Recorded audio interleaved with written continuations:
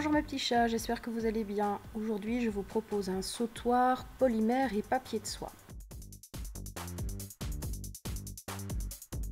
Je commence par travailler une pâte de polymère noir que je vais emporte-piécer. Les emporte-pièces que j'utilise sont au départ des emporte-pièces de pâtisserie. Elles ont l'avantage de ne pas avoir de jonction et du coup de me faire des cercles très précis sans petits défauts sur les côtés. J'emporte-pièce sur une plaque blanche de même épaisseur que la noire un second cercle d'un diamètre inférieur.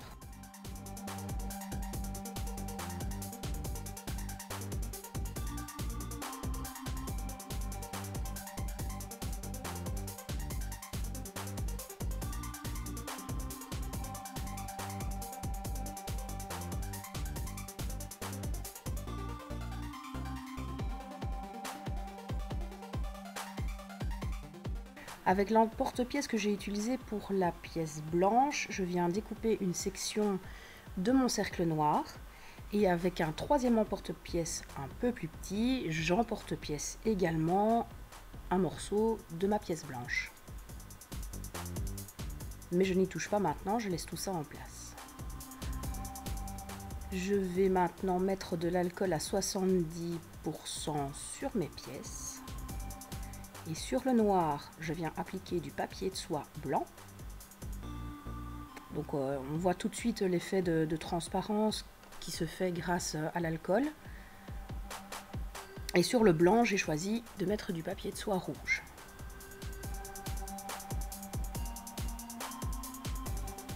Alors au départ, je pensais faire déteindre les papiers, un petit peu comme je l'avais fait avec le papier crépon, dans une vidéo que je vous ai proposée la semaine passée, je crois.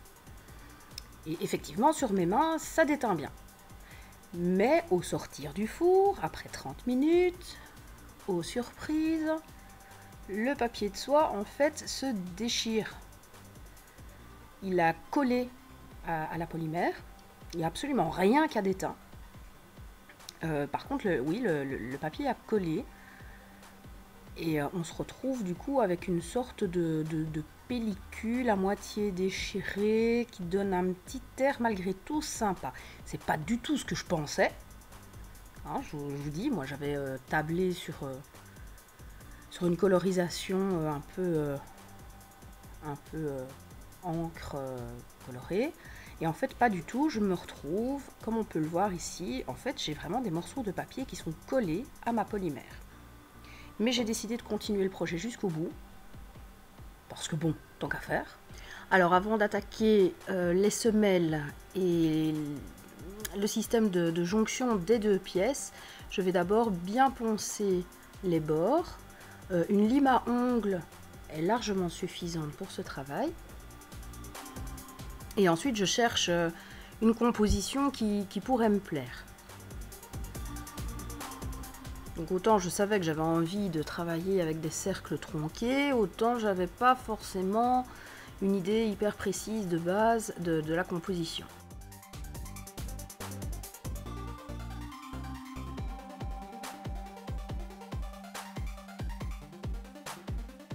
Donc je vais préparer la semelle et attacher les deux cercles ensemble. Donc pour la semelle, j'utilise du noir pour la pièce noire, du blanc pour la pièce blanche. Je viens découper les morceaux nécessaires à l'emporte-pièce et je viens travailler avec une mousse de texture.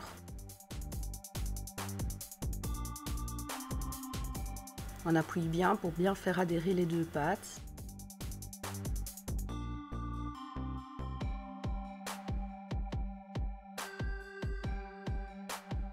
Alors vous allez voir, je vous ai laissé le travail de la semelle de la pièce noire entièrement dans la vidéo. C'est un peu long. C'était juste histoire que vous puissiez une fois vous rendre compte en temps réel du temps que je peux mettre sur une finition en fait. Une semelle, j'y passe quand même un petit peu de temps. Je chipote, je la retourne, je recommence. Voilà. Je sais que je ne le mets pas souvent dans mes vidéos, j'essaye de vous proposer en général des choses assez courtes et parlantes, pas vous mettre du temps inutile. Et là, pour une fois, je voulais vraiment qu'on se rende compte du temps qu'on passe sur des finitions pour qu'elles soient le plus impeccables possible. Par contre, je vous ai épargné pour la pièce blanche. Là, j'ai coupé au montage, mais je répète exactement la même opération avec la pièce blanche que ce que je suis occupée à faire là maintenant avec la pièce noire.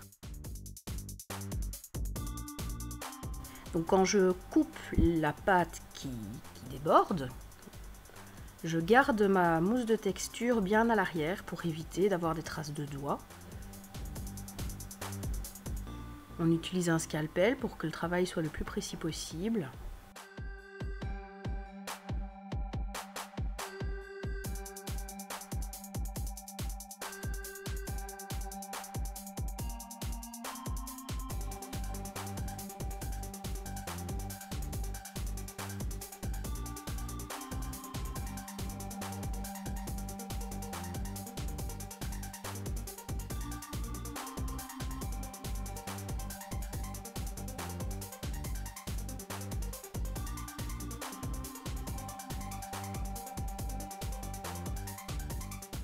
Quand les deux pièces sont faites, que les semelles sont faites, donc je décide d'assembler les deux pièces ensemble. Mais je ne veux pas un système de trous et d'anneaux, je voudrais vraiment quelque chose qui lie mes deux pièces. Et pour ça, je vais utiliser un attache trombone. Alors c'est une technique que j'ai déjà utilisée pour un précédent pendentif, je pense avec les machins en lavande. Donc bon, je vous la remets ici, donc c'est une attache trombone que j'ai ouverte. Je vais couper les extrémités trop grandes par rapport à la taille de mon pendentif, et avec une pince bec d'oiseau au bout arrondi, donc je vais faire des crochets. Ça va éviter que mes pièces ne glissent. Donc cette pièce, je vais venir la mettre entre mes deux cercles. Et le fait que les bouts soient arrondis, eh bien, la pièce métallique ne viendra pas glisser dans la polymère, mais sera vraiment bien prise dedans. Donc on fait une forme, du moment qu'il y a du crochet, c'est bon. Là, c'est une forme, vous l'avez vu, qui est complètement aléatoire, qui ne ressemble pas à grand chose. Du moment qu'elle peut bien s'intégrer dans mes pièces, ne pas être vue, et avoir ce système de crochet, c'est tout ce qui compte. Alors avec ma mousse de texture, je viens placer la pièce et la faire pénétrer dans mes semelles.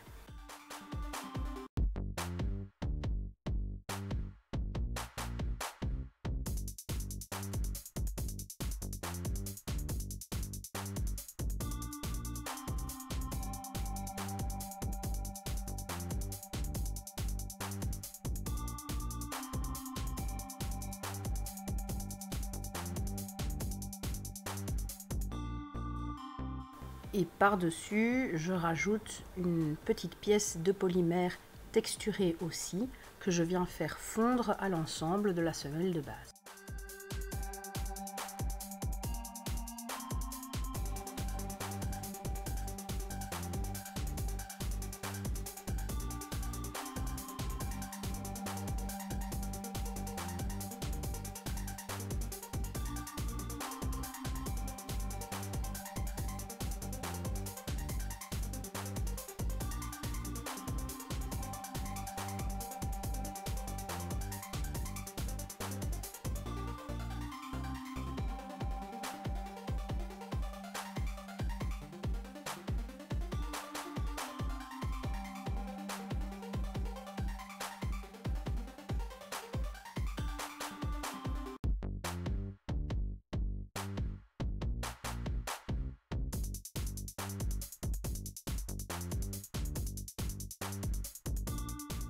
Même opération pour la partie du crochet qui se trouve sur semelle blanche.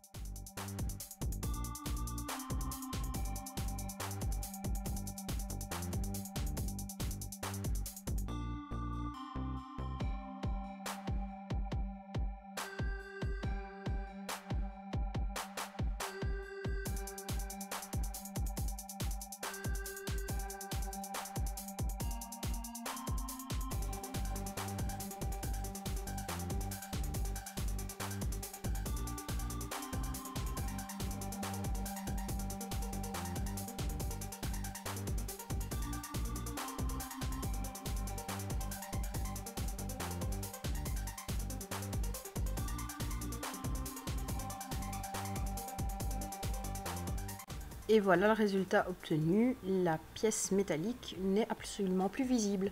Tout ça part pour une deuxième cuisson, toujours 30 minutes. Et j'ai ensuite attaqué le montage. Donc tout en bas de la partie blanche, j'ai fixé une perle en bois noir. Par le haut, j'ai fixé une chaîne bille pour faire un sautoir. Et la pièce noire, la pièce blanche ont été résinées. Je ne conseille pas du tout le vernis. Je l'ai essayé, hein, c'est pour ça que je peux me permettre de ne pas vous le conseiller. Parce que malgré tout, le papier de soie, ici en l'occurrence le rouge, déteint avec le vernis. Tandis qu'avec la résine, aucun problème, tout a été pris. Et il y a une belle profondeur qui est donnée en plus au papier de soie. Mes petits chats, j'espère que ceci vous aura plu. Je vous dis à très bientôt et vous faites gros bisous. Ciao!